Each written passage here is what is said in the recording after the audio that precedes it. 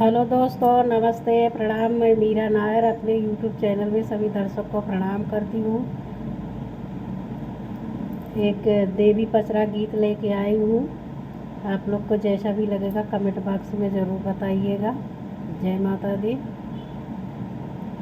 पूरबूही देशवा से आवेला सुगनवा हो कि के हो चली है ना काशी गंगा स्नानवा हो कि के हो चली है ना काशी गंगा स्नानवा हो कि के हो चली है ना।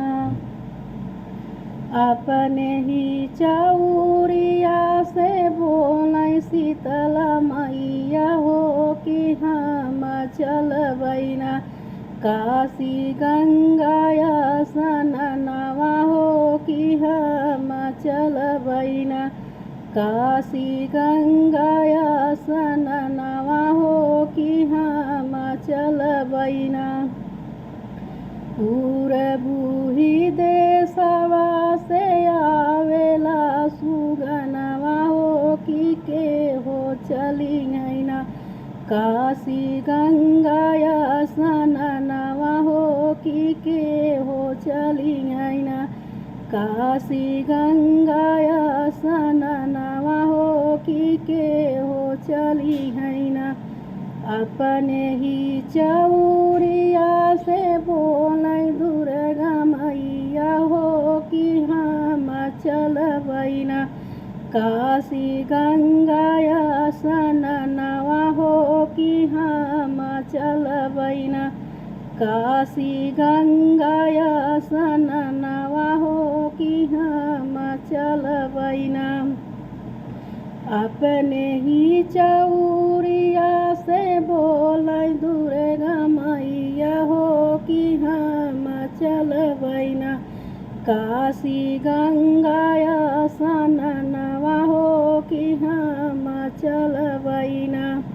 पूरबूही देशवा से आवेला सुगनवा हो कि के हो चली है ना काशी गंगा स्नानवा हो कि के हो चली है ना काशी गंगा स्नानवा हो कि के हो चली है ना।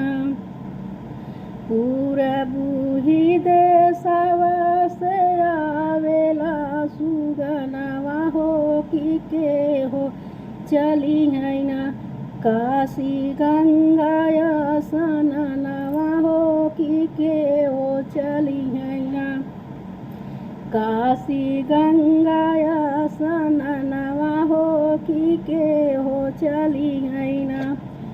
अपने ही चौरिया से बोलै काली मैया हो कि हम चलबै ना काशी गंगा स्नानवा हो कि हम चलबै ना काशी गंगा स्नानवा हो कि हम चलबै ना।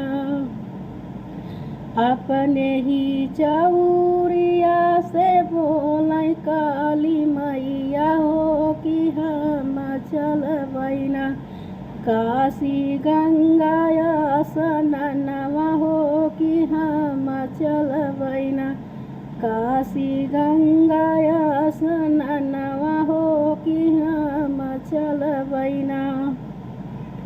पूरबूही देशवा से आवेला सुगनवा हो कि के हो चली है ना काशी गंगा स्नानवा हो कि के हो चली है ना काशी गंगा स्नानवा हो कि के हो चली है ना।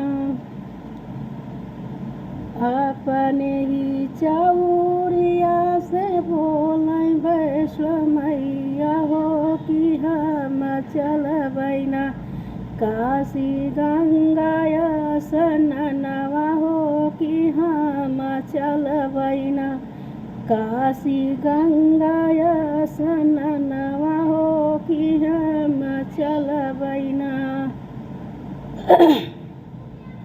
अपने ही चौरिया से बोलै वैष्णो मैया हो कि हम चलबैना काशी गंगा स्नानवा हो कि हम चलबैना काशी गंगा स्नानवा हो कि हम चलबैना पूरबुही देशवा से आवेला सुगनवा हो कि के हो चली गैना काशी गंगा स्नानवा हो कि के हो चली गैना काशी गंगा स्नानवा हो कि के हो चली गैना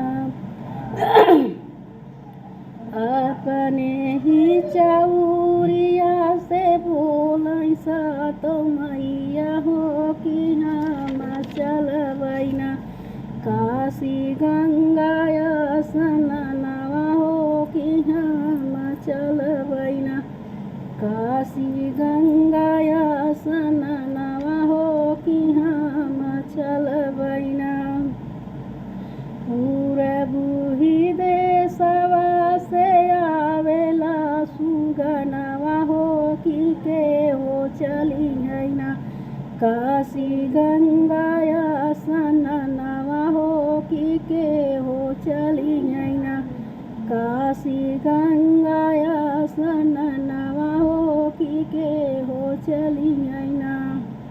जय माता दी। हमारा देवी पसरा जैसा भी लगेगा कमेंट बॉक्स में ज़रूर बताइएगा।